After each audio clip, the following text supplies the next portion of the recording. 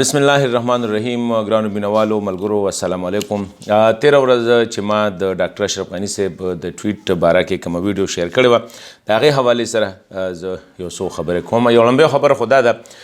چې په هغې کې ما کوم الفاظ استعمال کړي بالکل هغه زه دوباره یو خو دهراوم نه، خو زه دا وایم که هغې باندې د چا خبره جذباتو ته دغه رسیدلی ټیسټ رسیدلی نو زه یو قسم له هغه الفاظ واپس مخلم او دا ویلی شم چې زه معذرت خواهی یم. خو یو خبره دا ده چې هغه الفاظ ما د ډاکټر صاحب اشرف غني دپاره بالکل نو استعمال کړي. په هغه ویډیو کې ما دا خبره کړې چې ډاکټر صاحب چې کوم دی هغه یو ډېر هایلی کوالیفاید ایجوکیټډ کس دی، انټرنیشنل شخصیت دی، هغه ته یو فلاسفر ویلی کېږي، هغه ته یو تھنکر ویلی کېږي، هغه په هغه یو څو شخصیاتو کې دی چې هغه باره کې دا ویلی کېږي چې یو هایلی کوالیفاید دغه دی. بل هغه چې کوم پی ایچ ډي کړې ده، ډاکټریټ کړې ده، هغه هم په فیل سټیټ په دغه کې کړې ده. نو دا خبره خو لنډۍ دا ده چې هغه خبرې ما د ډاکټر صاحب دپاره نه استعمال کړو، نه ما هغه چې کوم دی په دې دغه کې استعمال کړي کنټیکسټ کې چیرې ګینې یا افغان داسې دی یا پښتون داسې دی. صرف ما وی چې یاره تر کومې پورې به مونږ جنګیږو، تر کومې پورې به مونږ خپله خوره چې کوم دی د بل دپاره که د پاکستان دپاره تاسو استعمالوئ او زه د ایران دپاره استعمالوم یا د امریکې دپاره استعمالوم نو تر کومې پورې یو خو ما دا خبره کوله چې یاره هغې سره بالکل هغه د چاته سپیسیفیک نو او خو بیا د هغې باوجود هم چې هغې کې ما وکتل هغه خلکو نه چا چې دا کنځلې کوي او غیره کوي هغې په خپل ځای باندې د هغوی خو دغه د هغوی ذهنیت دغه دی. خو د کابل نه د افغانستان نه چې کوم میسیجز ما ته پویه کسانو وکړل نو زه خاصه توګه باندې د هغوی نه لکه اسماعیل یون صاحب زما د ډېر وخت ملګری هم دی او ډېر پوهه سړی دی، زه استاد ګڼم، د ډېرو کتابونو مصنف هم دی. نو داسې کسانو چیرې لکه په دې باندې خبرې وکړې نو ما ته دا احساس دی چیرې دا الفاظ نو استعمالول پکار او ډاکټر صاحب دپاره خو تصور هم نه کوم چیرې دا ما د هغه دپاره استعمال کړي. خو یو خبره ده، بله خبره دا ده ما که دا ویلو چې د ډاکټر د اسفندیار ولی خان، مولانا فضل الرحمن صاحب یا چې کوم دی آفتاب احمد خان شیرپاو یا سراج الحق صاحب نو ما دا وی چې دلته کې دا ښه پویه کسان دي او دا د یو های لیول د پاکستان د مرکزي لیول سیاستدانان دي. دوی دلته کې د پښتنو د سیمې مسلې چې کوم دی هغه دوی ډېر ټیک ټاک ټیک اپ کوي شي، وخت په وخت ټیک اپ کړي دي، هغه اوچتې کړي دي. نو کو زمونږ د افغانستان مشران چې کوم دي اخوا لږه توجه زیاته پکار دی. یوه بله دا ده چې زه وایم چې کم پښتون هم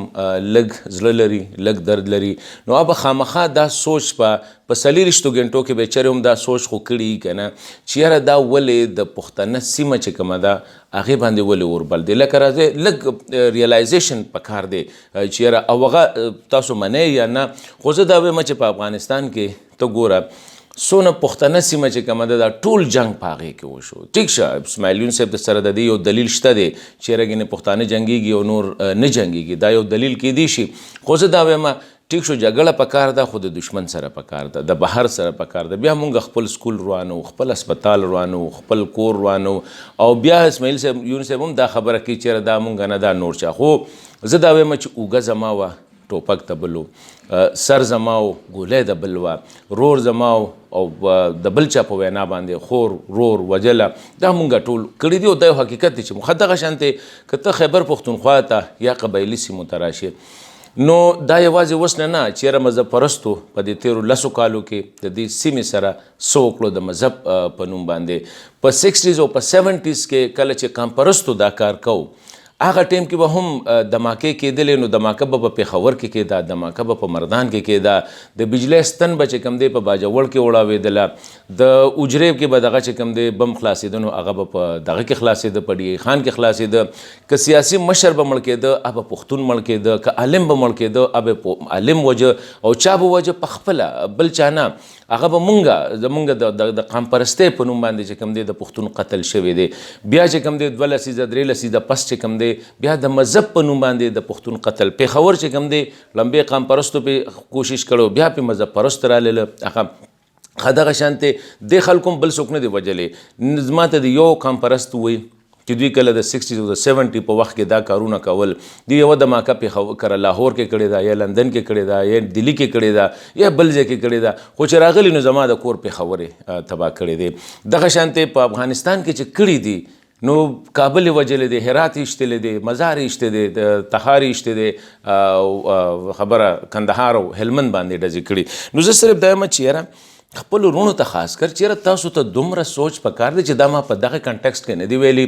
زمونږ نه بالکل دی کې څه شک نشته دی چې یاره مونږ هر چا سره مقابلې کړي دي، خو مقابله خلک د بار خلکو سره کوي او د هغې دپاره خپل رور نه وجني، د هغې دپاره خپله خور نه خرڅي. مونږ خرڅې کړي دي، که د پېښور پښتون دی او که هغه د پولې نه اخوا پښتون دی. مونږ چې کوم دی خپلې خویندې میندې کوم دی دا که د سر سید احمد خان د سید احمد شهید د وخته نه راواخله تر اوسه پورې دغه جګړې روانې دي. نو لږ دا سوچ په کوو، نورې یو بل سره به ګیلې مانې په خپل ځای باندې، خفګان په خپل ځای باندې، خو یو سوچ په کوو چې پښتنه سیمه ولې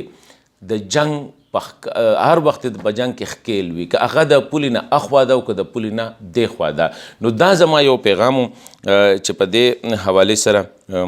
پکار دی چې موږ دلته کې ګوره تحریکونه د پېښور یا د قبایلي سیمو نه که تاسو د باچا خان بابا نه راواخلئ، صمد خان اچکزی صاحب نه راواخلئ، مولانا فضلالرحمن صاحب مذهبي تحریکونه هم چلیدلي دي، بیا د منظور پښتونه پورې راشئ. دلته کې د حقوقو دپاره جنګ روان دی، خو ډیموکراټیکلی دا موږ له جنګ پکار دی. ټوپک راغستل چې کوم دی دا یو ایکسټریم حد دی، لکه پنجابي هم تقسیم دی، سندي هم تقسیم دی، بلوچ هم تقسیم دی، پښتون هم تقسیم دی، ازبک هم تقسیم دی، تاجک هم تقسیم دی، ترکمن هم تقسیم دی، عربي هم تقسیم دی. د تقسیم دونه غټه خبره نه ده. خو دا دی اوس په یورپ کې وګورئ تاسو، دا څومره چې ماته پته ده کمیونیکیشن چې څونه کې دا اکثر یورپ نه دغه دی، په یورپ کې قومونه څومره تقسیم دي، خو د هغې باوجود هغوی چې کوم دی د امن ژوند کوي، د سوکالۍ ژوند کوي، یو بل سره ښه تعلقات ساتي. زما دا یو پیغام دی که چېرې تاسو په هغه الفاظو باندې تاسو زړه ته تکلیف رسیدلی، هغه الفاظ هم زه واپس اخلم او په هغې باندې زه بالکل معذرت کوم. دا زما دپاره د شرم خبره نه ده. که چا هغه اټریبیوټ کړي ډاکټر اشرف غني صاحب ته، په هغې باندې هم هغه بیا به زما د غلط انداز سره پیش شوي. نو زه دا وایم چې مونږ له پکار دي هغه الفاظو بالکل هغه زه دا وایم چې یاره په هغې باندې زه معذرت خوایم او معافي هم که چېرې ډاکټر اشرف غني صاحب نه په هغې باندې تکلیف رسېدلی او افغاني مشرانو ته پرې رسېدلي. خو دا یو شی دی چې دا سوچ په شریکه پکار دی چې پښتون ولې د بل ټوپک په خپله اوږه ږدي او خپل رور پې وژني. که هغه پېښوري پښتون دی هغه هم دا کار کړی، د قام پرستۍ په نوم هم کړی دی او د مذهب په نوم هم کړی دی، او که هغه د افغانستان پښتون دی هغه هم دا کار کړی دی، د مذهب په نوم هم کړی دی، قام پرستۍ په نوم هم کړی. که کمیونسټانو به خلک وژنو کې هم زیاتره پښتانه به یې وژله، د هغې نه پس چې مجاهدین راغلل نو هغوی هم دغه کار کړی دی، که طالب راغی نو هغه هم دغه کار وکړو. تر کومه دا یو سوال دی، دا به په شریکه ګورو، نور یو بل نه به ګیلې مانې کوو او هم دغه شانتې به یو ډیبیټ هم جنریټ کوو.